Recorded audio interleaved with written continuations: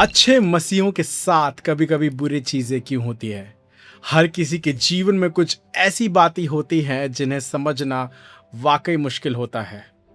अगर परमेश्वर दयालु और प्रेमी है और हम सब उसकी संतान है, तो वह इतना शक्तिशाली और सर्वज्ञानी होने के बावजूद दुख, पीड़ा, अन्याय और यहाँ तक कि मृत्यु को क्यों होने देता है।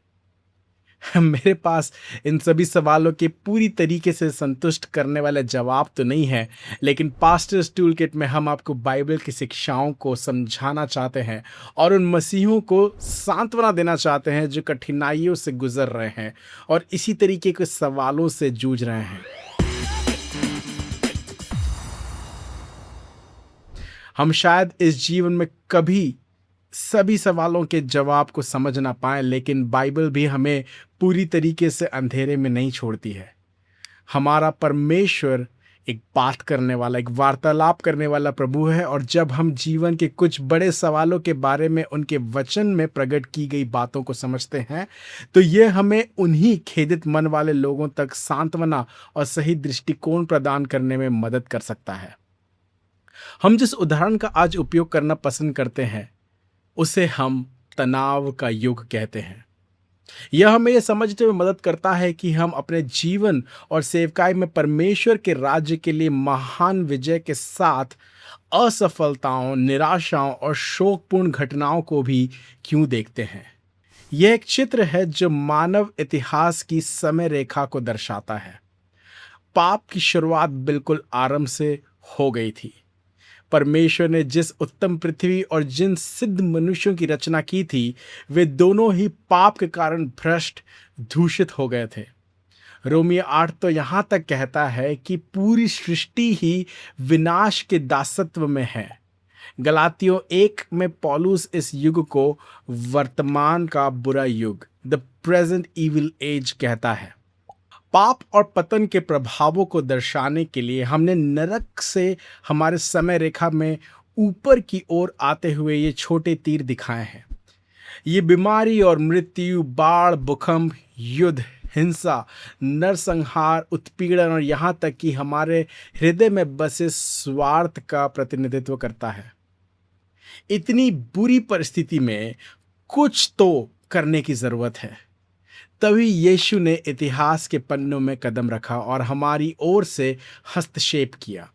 पौलुस ने समझाया कि यीशु के आने का समय बिल्कुल सही था, जिसे उसने समय की पूर्णता, द फुलनेस ऑफ टाइम कहा।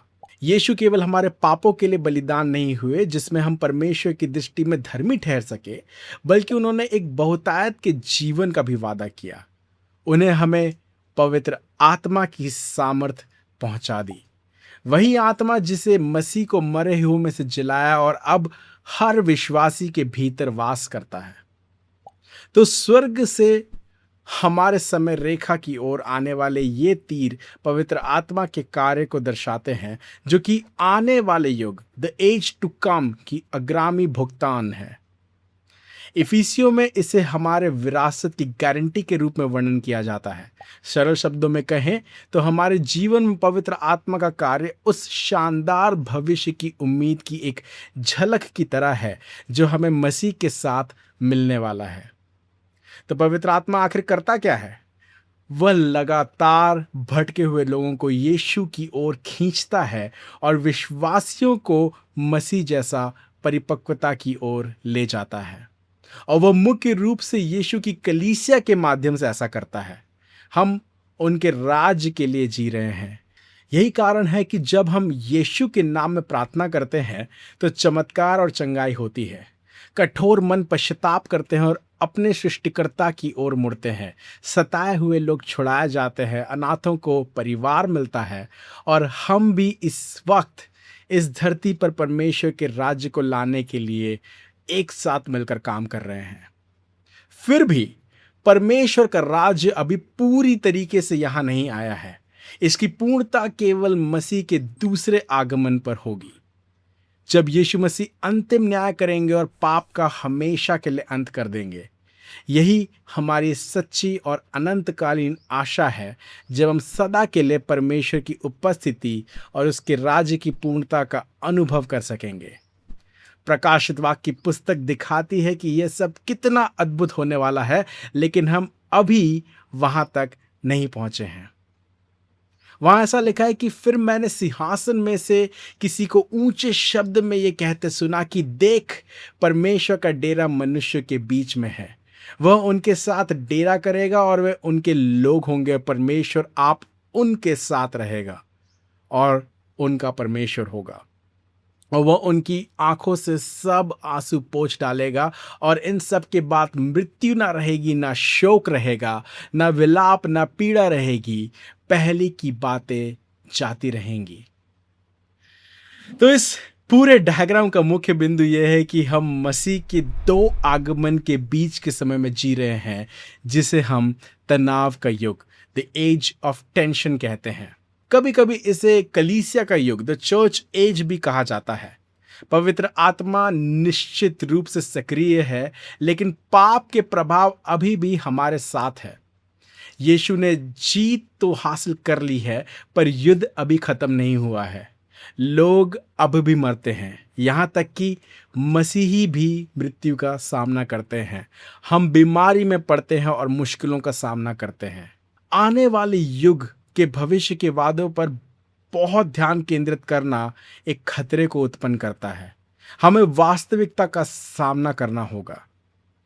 भविष्य के वादों पर जरूरत से ज्यादा जोर देना समृद्धि सुसमाचार है, जिसे हम प्रॉस्पेरिटी गॉस्पेल के रूप से जानते हैं, जो कि एक बड़ी गलती है। इस विषय पर हम आने वाले समय में एक वीडियो देखेंगे, इसलिए इस चैनल को सब्सक्राइब करें ताकि आप इन सारे शिक्षाओं से होकर लाभ उठा सकें। यह हमें यह समझाने में मदद करता है कि जब हम यीशु के नाम से किसी के लिए प्रार्थना करते हैं तो क्यों कभी कभी चमत्कार होते हैं, पर हर बार नहीं होते हैं। हम जानते हैं कि कहानी का अंत क्या होगा, लेकिन फिलहाल हम अभी भी इस युद्ध के बीच फंसे हुए हैं। माना कि यह उन सभी सवालों का जवाब नहीं देता है जो हमारे मन में परमेश्वर के उन कामों या फिर उसके चुप रहने या उसके शांत रहने के बारे में उठते हैं, जो शायद हमें एक पक्षीय या अन्यायपूर्ण लगे। लेकिन जब हम इस इतिहास के पूरे समय काल को बड़े नजरिए से देखते हैं तो परमेश्वर की भलाई और उसकी संप्रभुता पर भरोसा करना आसान हो जाता है। भले ही आपको बाइबल के सभी संदर्भ याद न रहे, लेकिन कागज के एक टुकड़े पर इस छोटे से चित्र को बना देना ही किसी को समझाने के लिए काफी होगा।